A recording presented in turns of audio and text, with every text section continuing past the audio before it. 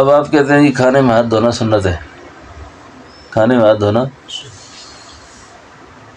دھونا سنت ہے، کھانے کے بعد بھی سنت ہے اور کھانے سے پہلے بھی سنت ہے، اور مہمان کی حیثیت سے اب ہیں تو دسترخوان پر دلانا سنت ہے، دسترخوان پر دلانا سنت۔ اب یہ ہو گیا جی کہ آپ کسی کے گھر جا کے بیٹھے ہیں دسترخوان پہ، ان کے یہاں اس کا رواج ہی نہیں ہے، برتن ہی نہیں ہے گھر میں، آپ نے کہنا جی ہاتھ دھلائیں جی دسترخوان پر، یہ جہالت ہے۔ اب سنت تقاضا یہ کرتی ہے ان کو تنگ بھی نہیں کرنا، ابھی کسی کو پریشان بھی نہیں، اگلے کی عزت نفس کا خیال رکھنا ہے۔ آپ نے کہنا جی، اور آپ کو کچھ آداب بھی عرض کر دوں، کئی مہمان بن کے چلے جائیں، صابن کا مطالبہ نہ کریں، تولیے کا مطالبہ نہ کریں کسی گھر میں۔ صاحب خانہ کو ویسے ہی چاہیے کہ وہ صابن رکھا ہونا چاہیے، مہمان کے کرام میں تولیہ بھی صاف رکھنا چاہیے، مہمان کے کرام میں جو چیزیں اپنی ضرورت ہیں وہ رکھنی چاہیے، لیکن یہ اب مطالبہ نہ کرے۔ ممکن ہے گھر میں اور تولیہ ہی نہ ہو، ممکن ہے صابن نہ ہو، گرم پانی کا مطالبہ نہ کرے، ٹھیک ہے نا؟ یعنی ایسا کوئی کام بھی نہ کرے جس سے صاحب خانہ کو کچھ تھوڑی سی تکلیف ہو، گل سمجھو نا۔ اب یہاں پہ اڑ جائے جی نہیں، سنت طریقہ یہ ہے۔ اب مثلا دیکھیں نا، یہ کمرہ ہے، اس کے ساتھ واش روم جڑا ہوا ہے، آپ کسی ایسے گھر میں ہیں کہ جہاں ہاتھ دھونے کا ماحول نہیں ہے، ہاتھ دھونے کا، پھر اس میں فقہاء کرام شریعت کیا کہتی ہے وہ زیادہ تفصیلی باتیں ہیں۔ جیسے آدمی رات کو سو کے اٹھا ہے اس کا حکم الگ ہے، دن کو سو کے اٹھا ہے اس کا حکم الگ ہے، ٹھیک ہے، کہ وہ ہاتھ دھونے کتنے ضروری ہیں اس کے لیے، کتنے نہیں ہیں اس کے لیے۔ پھر آدمی کو اپنے حالات خود بھی پتہ ہوتے ہیں کہ میرا ہاتھ غلط استعمال ہوا ہے، کہیں نہیں ہوا، ٹھیک ہے نا۔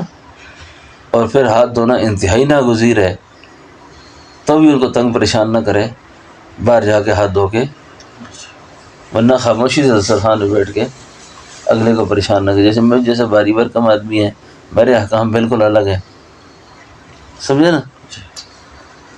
تو ان چیزوں کا خیال رکھنا چاہیے، سنت کے اندر بھی غلو نہیں کرنا چاہیے۔ مثلا آپ کو تو میں نے سمجھا دیا ہے، اب آپ ڈنڈا لے کے جی بیوی پہ کھڑے ہو گئے، تم بھی ایسا کرو، تم بھی ایسا کرو، ہاں نہیں، اس طرح نہیں کرنا۔ آپ نے آہستہ سے ترغیب دینی ہے کہ بچہ اس طرح کرنا چاہیے، بیوی کو بھی سمجھانا چاہیے اس طرح کرنا چاہیے، لڑنا بھیڑنا نہیں چاہیے، طریقے سے بات کرنی چاہیے۔ ہاتھ دھوئیں نہیں دھوئے، ہاتھ دھو کے کھانا کھایا جاتا ہے، دعا پڑھتے ہیں، اپنے آگے سے کھاتے ہیں، جی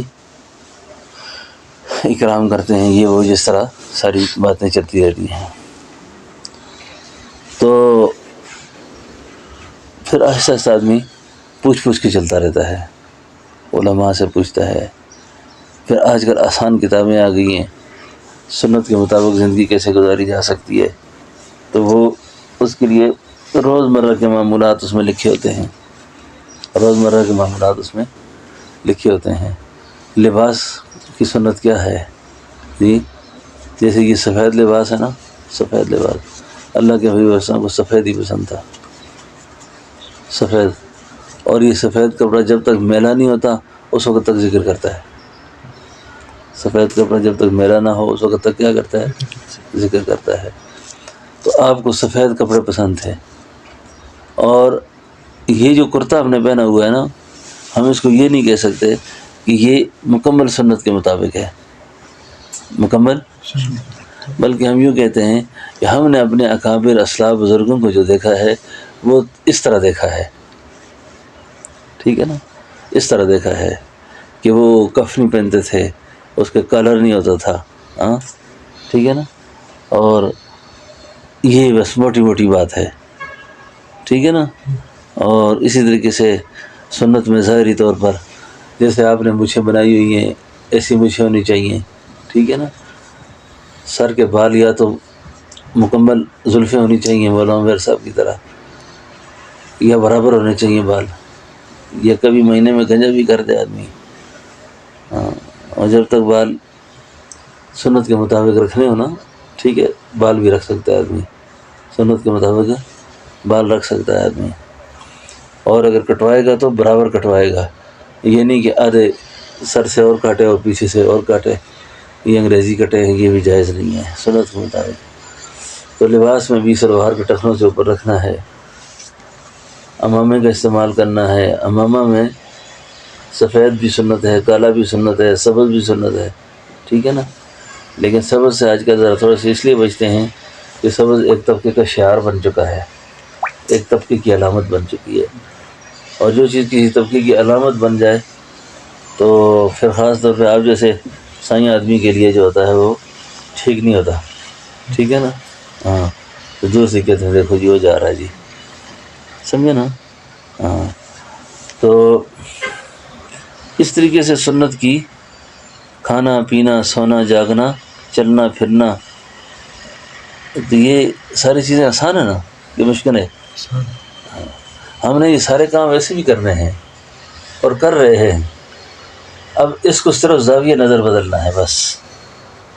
دیکھیں ابھی آپ باہر نکلیں گے نا، نکلنا تھا ہی نا، گھر سے باہر نکلتا آدمی تو سیدھے پیر باہر نکال لے، بسم اللہ توکلت علی اللہ پڑھ لے، گاڑی میں بیٹھنا ہے تو پہلے سیدھے پیر رکھ لے، سفر کی دعا پڑھ لے، تو یہ چیزیں آہستہ آہستہ آپ نے سیکھنی ہیں، ٹھیک ہے نا۔ آپ کو میں نے مفتی صاحب کے حوالے کیا تھا، کچھ سیکھا ہے آپ نے کہ نہیں؟ سہیل صاحب آپ کو کب کا میں نے کہا تجوید پڑھیں قرآن پڑھے، آپ بچے بس ڈالتے ہیں مسجد میں، کب؟ 2 پارے پڑھے تھے شوکت صاحب کے پاس، شوکت صاحب کے پاس، شوکت صاحب کے پاس۔ اچھا، تو آپ ایسا کیا کریں نا مستقل، یا تو آپ کے قریب کون پڑھتا ہے؟ آپ ادھر خانقاہ میں ہی ہوتے ہیں زیادہ، مسجد میں خادم ہے وہ حافظ ہے، عثمان صاحب کے ساتھ بیٹھ جایا کریں، ان سے پڑھ لیں مستقل، یا قاری سیول صاحب سے پڑھ لیں روزانہ ٹائم مقرر کر کے، ٹھیک ہے نا، ہاں، روزانہ ٹائم نہ مقرر کریں، ہفتے میں 1 دن مقرر کر لیں، 2 دن مقرر کر لیں، سنت طریقہ پوچھ لیں۔ سہیل بھائی آپ یہ بہت اہتمام کرنا ہے، اچھا، قرآن کریم کا تجوید کے ساتھ پڑھنا۔ لوگ کہتے ہیں مشکل کام ہے، اس آدمی کو دیکھو، اس کو میں کہتے رہتا ہوں کاوشیں کہاں تک پہنچی آپ کی، یہ انگریزی یونیورسٹی میں پڑھے، کالجوں میں، وہ پڑھتے پڑھتے پڑھتے اللہ نے کیا ٹھیک ٹھاک مولوی بن گیا، ابھی درسات دینی مکمل ہو گیا نا، ابھی درسہ کون سے ہے؟ جی رابعہ میں چل رہا تھا، لیکن رابعہ اچھا چل جائے گا، مطلب جامع اشرفیہ سے نہیں یہ القاب سے ابراہیم صاحب، ہاں، تو یہ آن لائن پڑھتے پڑھتے دیکھو آدمی کے پڑھنا مشکل ہے جی، کس طرح مشکل ہے، آدمی کو فرصت مل ہی جاتی ہے جب شوق ہوتا ہے تو، ٹھیک ہے نا، تو سیکھنا ہے، پوچھنا ہے، ٹھیک ہے نا، پھر اس کی بڑی آگے تفصیلات چلتی رہتی ہے جی، کس طرح کرنا ہے، کیا کرنا ہے۔ لیکن ایک بات آپ جیسے لوگوں کے لیے جو خطرناک ہے نا، جیسے میں نے بیان کر دیا، اب اس پر اتنا سختی سے وہ لوگ گھر میں لڑائی شروع کرتے ہیں، یہ بات خطرناک ہے سر، کہ بھائی اس طرح کرو،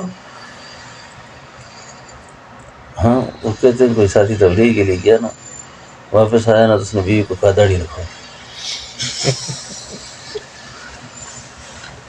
بیوی کو کیا کہا اس نے کہا خدا کے بندے عورتوں کی داڑھی نہیں ہوتی، اس نے کہا مجھے نہیں پتا ہوتی ہے کہ نہیں ہوتی، ارادہ کرو،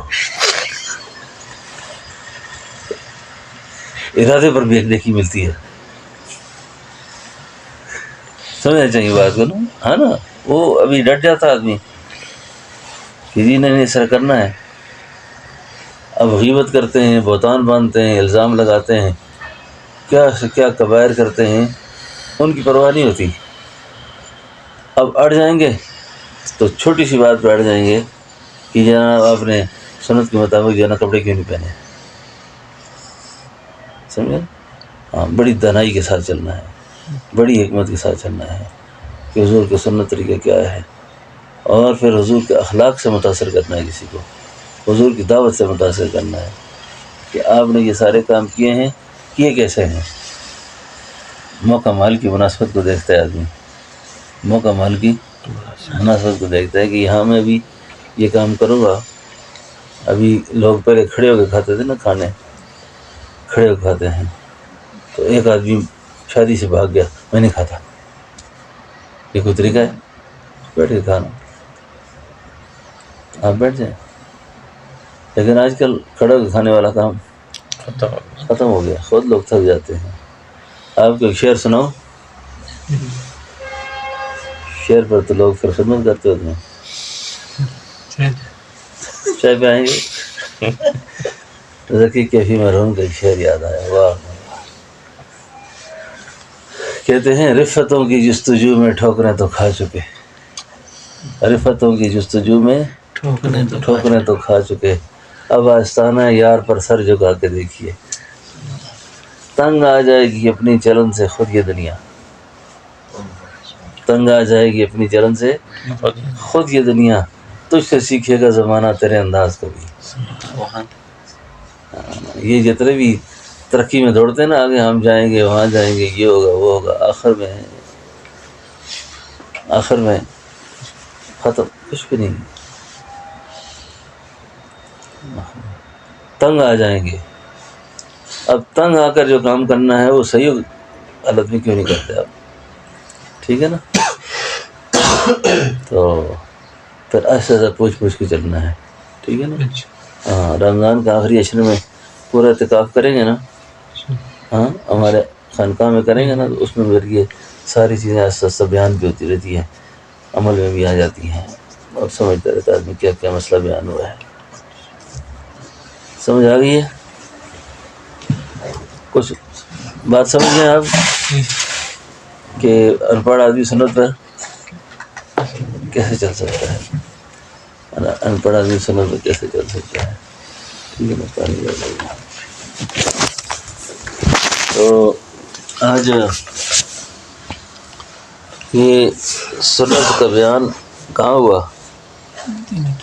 مدینہ منورہ، مدینہ طیبہ، مدینہ شریف۔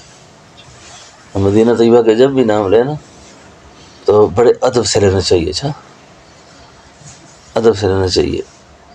میں ایک دفعہ مسجد نبی میں بیٹھا ہوا تھا، ادھر لگایا ہوا تھا، سوچ رہا تھا کہ اللہ تعالیٰ کے خاص فضل و کرم سے اللہ کئی بار لے کر آئے، ٹھیک ہے نا؟ اسباب میں ہمارے پاس کچھ بھی نہیں ہے کہ بندہ اسباب میں کہہ دی کہ پیسے ہوں گے تو جائیں گے، ٹھیک ہے نا؟ بغیر اسباب کے اللہ نے لایا، اس کی وجہ کیا ہو سکتی ہے؟ آدمی ظاہر سوچتا رہتا ہے۔ تو مجھے ایک بات یاد آئی، انتہائی بچپنے میں جب گھروں کے کچے کوٹھے ہوتے تھے تو ہمارے گھر میں بھی نا، گاؤں میں، باقی تو ہمارا گھر چادروں والا تھا، جسی چادروں کا، لیکن گھر میں ایک کمرہ جو تھا والد صاحب کا وہ کچا تھا میری یاد میں، اور وہ بڑا زبردست کمرہ تھا، ابھی تک میں خوابوں میں اسی کو دیکھتا رہتا ہوں۔ اس میں کچن بھی تھا، تو بس اس میں بہن بھائیوں کا بڑا بسیرا ہوتا تھا، مجلسیں لگتی تھیں، تو وہ کچا کوٹھا تھا۔ وہ جب کچا تھا تو مجھے یہ بات یاد ہے کہ کوئی آدمی حج سے آئے تو کھجور لے کر آئے، 2-4 دانے لوگ دیتے تھے اس زمانے میں، ایک دانہ بھی مل جائے تو غنیمت تھی۔ اب وہ جو کھجور لے کے آئے نا، تو کھجور کی گٹلی والدہ نے میرے ہاتھ میں دی اور مجھ سے کہا یہ بیٹا مدینہ کی کھجور ہے، گٹلی ہے، اس کو زمین پہ نہیں پھینکتے۔ میں سارا دن لے کے پھرتا رہا اس کو، اب رات آئی ہے، اب سنبھالے کیسے اس کو، کدھر رکھے اس کو، اور نیچے پھینک دی تو بے ادبی ہو گئی، کرے تو کیا کرے۔ میں جی جناب دیوار پہ چڑھا، وہ اپنے کچے کوٹھے پر، اس کے جو منڈیر ہے نا، جس کو بلی بھی کہتے ہیں، پشتو میں بلائی کہتے ہیں اس کو، اس کے منڈیر پہ جا کے میں نے دفن کر دی، ادھر اس کو دفن کیا تاکہ زمین پر نہ گرے، گناہ نہ ہو جائے، کیونکہ یہ مدینہ کی ہے۔ مجھے لگتا ہے کہ اللہ تعالیٰ اسی اکرام اور ادب کی وجہ سے اللہ نے کو راستہ کھولا، ٹھیک ہے نا۔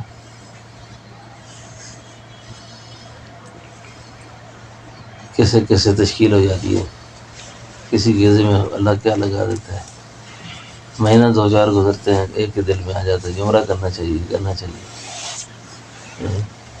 ٹھیک ہے نا۔ سمجھائی ہو نا کیا؟ ہاں، بس یہ اللہ تعالیٰ کو کوئی خاص چیز ہوتی ہے۔ سنت میں چلتے ہیں نا تو آدمی کی روحانی حاضری یہاں لگتی ہے، پھر ہماری تو آنکھیں نہیں نا کہ ہم دیکھ سکیں۔ کل میں سوچ رہا تھا کیسی بدبختی ہے کہ مواجہ شریف، مواجہ کا کیا معنی ہے؟ چہرے کے پاس،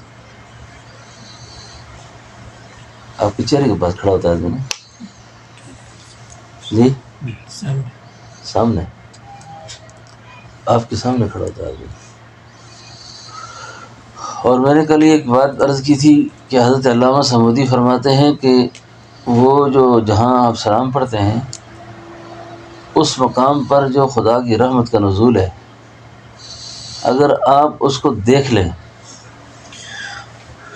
اللہ دکھا دے گا، تو آپ اسی مقام پہ اپنی زندگی کا سودا کر لیں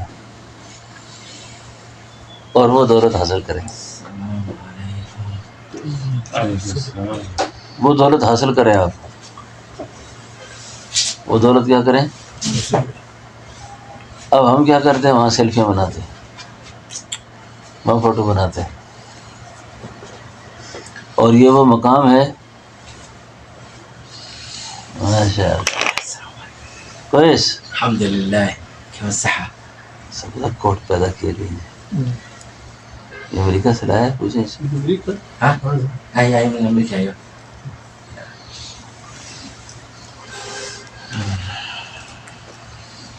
اور یہ وہ مقامات ہیں جہاں شیخ جنید اور بایزید سانس روک کر گزرے ہیں تاکہ بے ادبی نہ ہو جائے، ٹھیک ہے؟ اس لیے مدینہ طیبہ میں زیادہ قیام جو ہے نا، بعض بزرگوں کے نزدیک جائز نہیں ہے، 2 3 دن سے زیادہ نہیں بس نکلو، بے ادبی نہ ہو جائے۔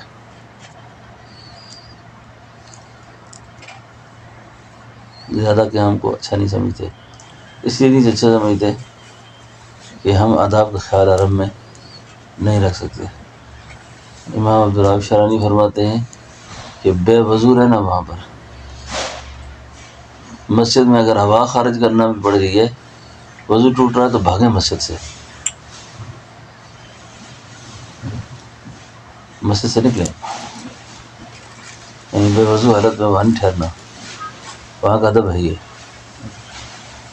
ان کی کتاب ہے ہم سے عہد لیا گیا، وہ فرماتے ہیں کہ ہم سے ہمارے مرشد نے جو باقی عہد دیے تھے بوقت بیعت، اس میں ایک عہد یہ بھی لیا گیا تھا کہ اللہ کے حرم میں مسجد نبوی شریف میں ہوا خارج نہیں کرنی، وضو ٹوٹنے کا خطرہ ہے تو فوری نکل آئے باہر، بے وضو بھی نہیں بیٹھنا وہاں پہ، سمجھ آئیے؟ تو اللہ جل شانہ ہم سب کو سنت کے مطابق عمل کرنے کی اللہ توفیق دے، ہاں سنت کے مطابق عمل کرنے کی، سنت پہ چلنے کی توفیق دے، ساتھ ساتھ معلومات کرتے رہیں گے انشاءاللہ۔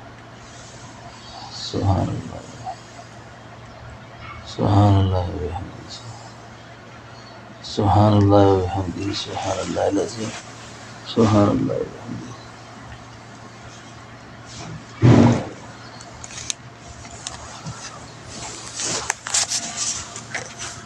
اللہ